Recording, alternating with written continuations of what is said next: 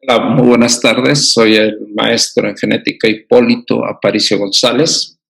Soy especialista en ginecología y obstetricia, con una subespecialidad en medicina de la reproducción y andrología. Soy endocrino ginecólogo. Pertenezco al Instituto de Medicina Virtual y Educación Continua, IMEVEC. El día de hoy vamos a hablar sobre organogénesis, el desarrollo embrionario de la tercera a la octava semana embrionaria. Nosotros consideramos en reproducción que el embrión inicia desde que inicia la segmentación, con la mitosis de las blastómeras, que ocurre aproximadamente en el día 2 de vida embrionaria y terminaría hasta el día 56. Después del día 57 le consideraríamos nosotros feto. Nosotros, para poder hablar de lo que es el embrión o la etapa embrionaria u organogénesis, tenemos que entender primero que el embrión bilaminar va a ocurrir en la segunda semana. Se habla de que la primera célula en aparecer en el embrión bilaminar va a ser el hipoblasto y va a ocurrir aproximadamente en el día 6-7.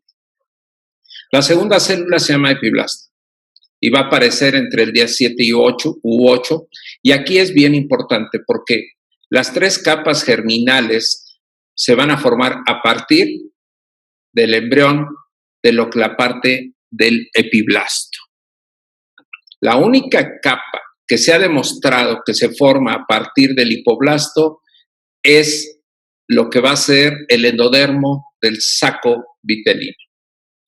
Para nosotros empezar a hablar del embrión y de la formación de las tres capas germinales a partir del epiblasto, tenemos que entender que este es un embrión trilaminar. El primer signo de gastrulación o de embrión de 3 semanas va a ser la línea primitiva. Después se forma el nodo primitivo, posteriormente la notocorda y lo que va a ser la placoda precordial o estomodeo o membrana bucofaringea. El epiblasto va a estar pegado por una proteína que se llama caderina E. Está pegada, está unida y no puede migrar. Tiene que llegar el factor de crecimiento fibroblástico, que es un factor de crecimiento 8, el cual va a lisar esta proteína y vamos a empezar la migración de nuestras células del epiblasto para formar nuestras capas germinales. Estas células azules es el epiblasto, las células rojas el hipoblasto, y vean, necesitamos las células que no migren, que se queden aquí, se van a llamar ectodermo.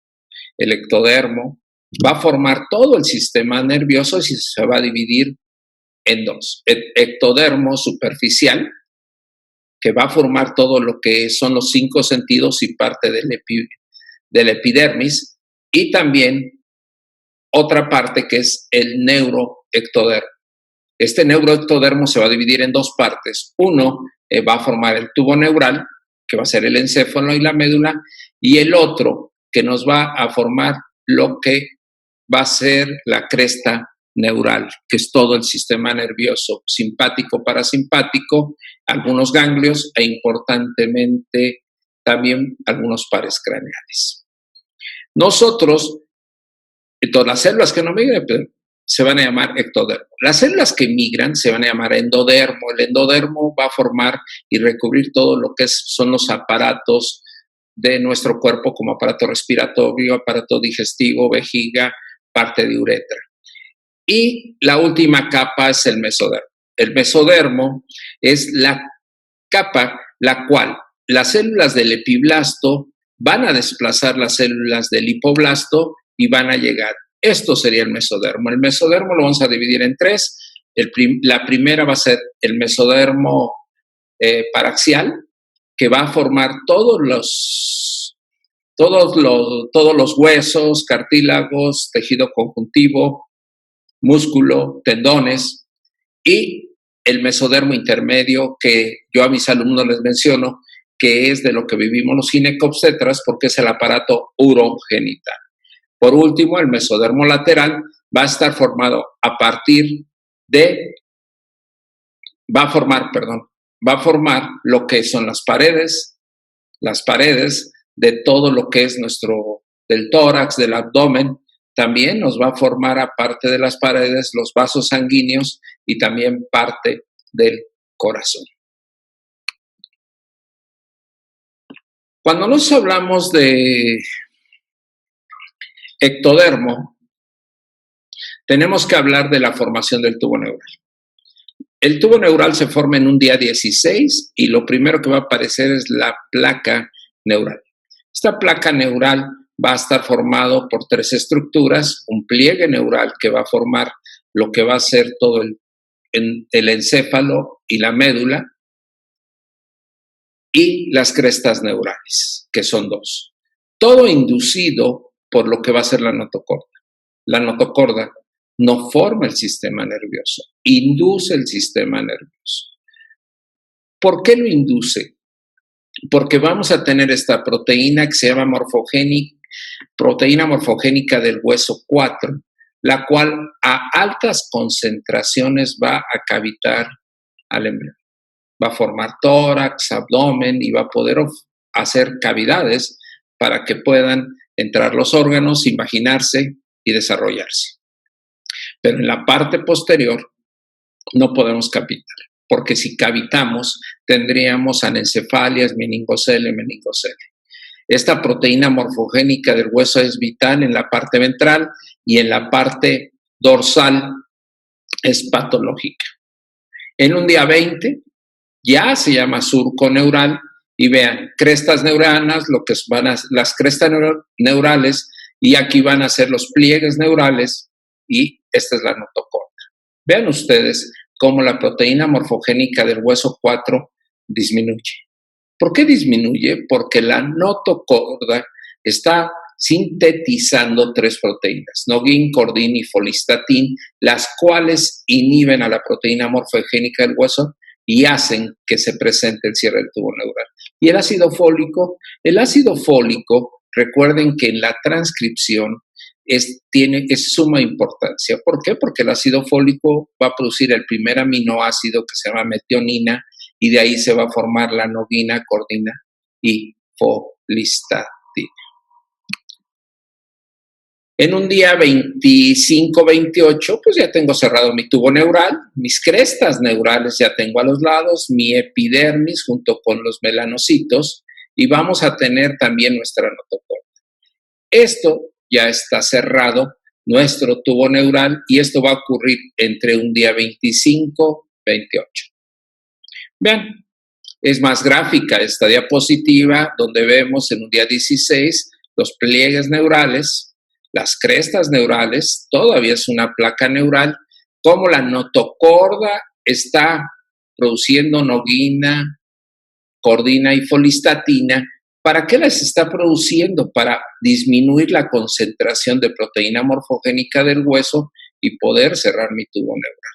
Un día 20, vean, ya tenemos nuestro surco neural y en un día 25-28 ya está cerrado todo nuestro tubo neural.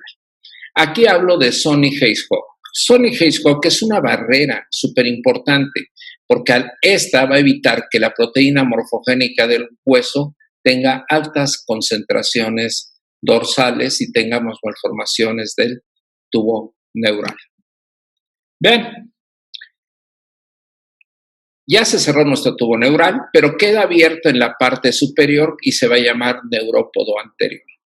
Este se va a cerrar el día 25 o cuando tienes de 18 a 25 somitas.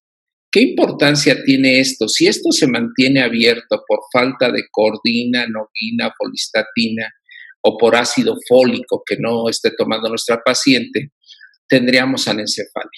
¿Qué pasa con el neurópodo posterior? Se va a cerrar el día 28, cuando hay 25 somitas. Si no se cierra, tendríamos meningocele. Ahí mismo van a aparecer la placoda auditiva, estas 2, y las placodas del cristalino. Ahora, para poder formar el encéfalo, tenemos que tener el factor de crecimiento fibroblástico, el WNT3A, para que podamos formar el prosencéfalo y el mesencéfalo, y el ácido retinoico. El ácido retinoico tiene una característica: a mayor concentración se forma la parte craneal o anterior, a menor concentración la parte caudal o posterior. Habíamos hablado de qué forma el tubo neural. El ectodermo va a formar los 5 sentidos: sistema nervioso central, periférico, el epitelio sensorial del oído, de la nariz, del ojo, la epidermis, el cabello, las uñas y algunas glándulas como son las sudoríparas, las glándulas mamarias, la hipófisis y el esmalte de los dientes. El ectodermo. El ectodermo ya habíamos mencionado que se va a definir una parte que va a ser la superficial, el ectodermo superficial, y va a formar la epidermis, el pelo, las uñas, las glándulas cutáneas, las glándulas mamarias, la parte anterior de la hipófisis, el esmalte dental, el oído interno y el cristal. La otra parte, que se llama neuroectodermo, se va a dividir en 2. Uno va a ser la cresta neural, que va a formar los ganglios nerviosos craneales y sensitivos, las médulas suprarrenal, las células pigmentarias, los cartílagos de los arcos faringios, el mesénquima y tejido conjuntivo de la cabeza, la cresta vulvar y el cono del corazón. Y el tubo neural se va a dividir en una parte que va a ser el encéfalo, pero aquí recuerden que el tubo neural, los pliegues neurales se van a ensanchar al fin en la parte anterior o craneal y va a formar las 3 estructuras del cráneo y todo lo que es el sistema nervioso central, retina, glándula pineal, parte posterior de la hipófisis. Y por otra parte la médula, que es la médula espinal. La cresta neural. La cresta neural va a formar altas concentraciones, epidermis, a intermedias concentraciones de la proteína morfogénica del hueso, la cresta neural. La cresta neural va a formar ganglios sensoriales, neuronas simpáticas, entéricas, células de Schwann, células de la médula suprarrenal, el esqueleto craneal facial, las glándulas craneales, las células de la glía y los melanocitos. Entonces, todos estos son derivados de las crestas neurales. Ahora, la cresta neural, ¿cómo se forma? La cresta neural habíamos mencionado que viene del ectodermo y va a venir del neuroectodermo. Esto se tiene la proteína morfogénica del hueso por la noguina, la cordina y folistatina, se van a poner en una concentración intermedia. Esta concentración intermedia nos va a activar el PAX3. Este PAX3 se va a estimular al SNIL1 y al FOXD3. Estos son los que van a formar las crestas neurales y el SLUC. Importante entonces, ¿quién forma las crestas neural PAX3? Por acción de SNIL y de FOXD3 forman la cresta neural. Y va a tener una concentración intermedia de la proteína morfogénica del hueso 4. El mesodermo. El mesodermo, ya habíamos visto que el mesodermo se va a dividir en 3: paraxial, intermedio y lateral. Esta es la línea primitiva, el nodo primitivo, la notocorda y la placoda precordial. Vean ustedes, los rojos va a ser el mesodermo paraxial. Este mesodermo paraxial va a formar huesos, cartílagos, va a formar músculo y tejido conjuntivo, todo lo que nos dé estructuras a nuestro cuerpo. El mesodermo intermedio, que es el verde, va a formar el aparato urogenital, que son conductos de Müller, Wolf, todo lo que son las gónadas, testículo y ovario y las células germinales.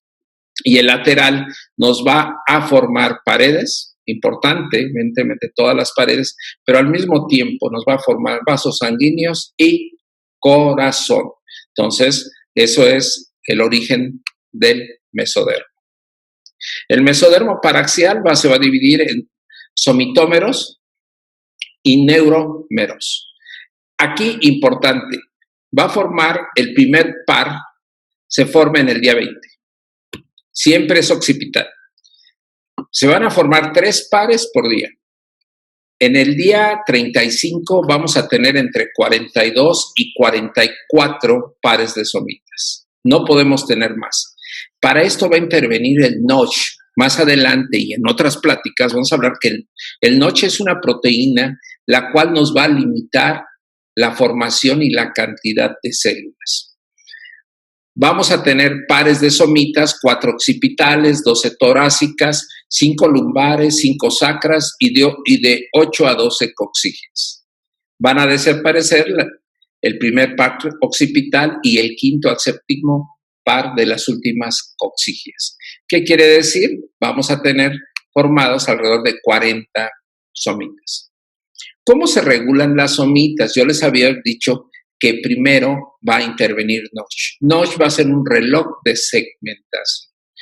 ¿A qué nos va a ayudar? A que tengamos solo el número necesario, ni más ni menos de somitas. La parte craneal de las somitas se va a formar a partir del ácido retinoico, altas concentraciones, y a bajas concentraciones la parte caudal. Entonces, parte craneal, altas dosis de ácido retinoico. A bajas dosis de WNT3A se va a formar cráneo y del factor de crecimiento fibroblástico 8.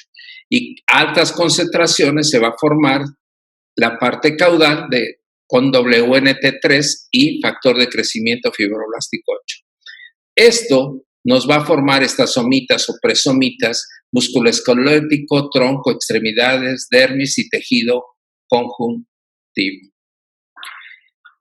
Tendríamos esto que ven, la parte ventral son somitas, lo verde, la notocorda, la parte dorsal va a ser el tubo neural y la parte posterior, la epidermis, que de los orígenes del ectodermo superficial.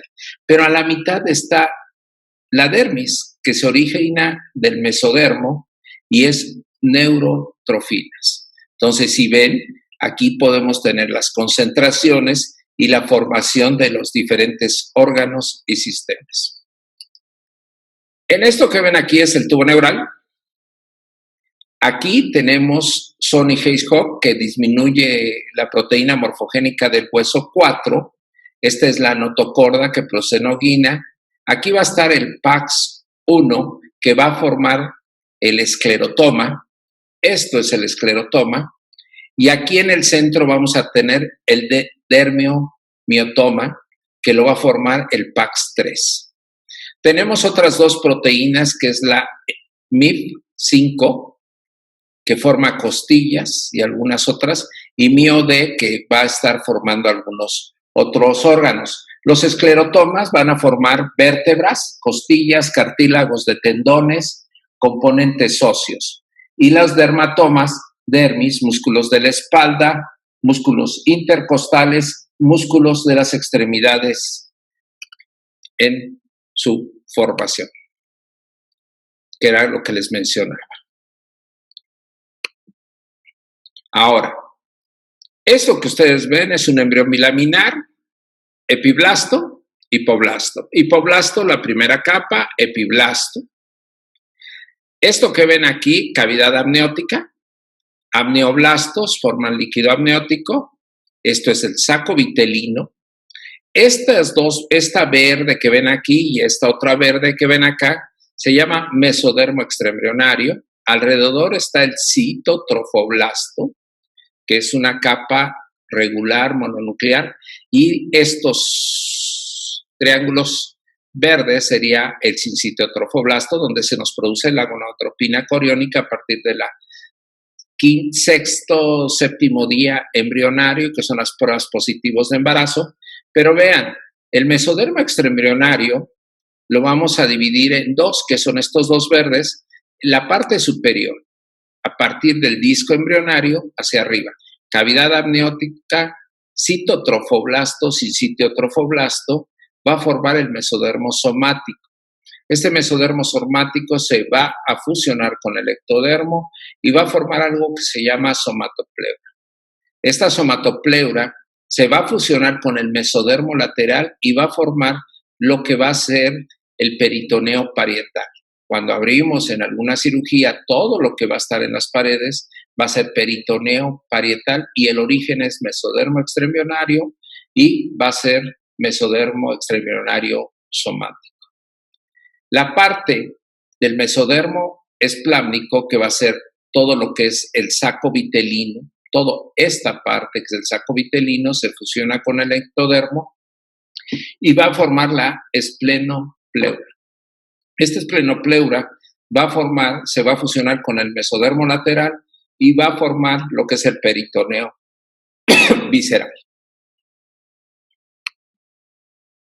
Mesodermo lateral, yo les había dicho, el mesodermo lateral forma paredes, vasos sanguíneos, vasculogénesis, angiogénesis, corazón, vaso y corteza suprarrenal. Su origen, el factor de crecimiento fibroblástico 2, que cuando veamos cardio es el mismo que se origina a nivel hepático y forma corazón. Aquí va a formar los islotes sanguíneos que van a formar lo que es los hemangioblastos.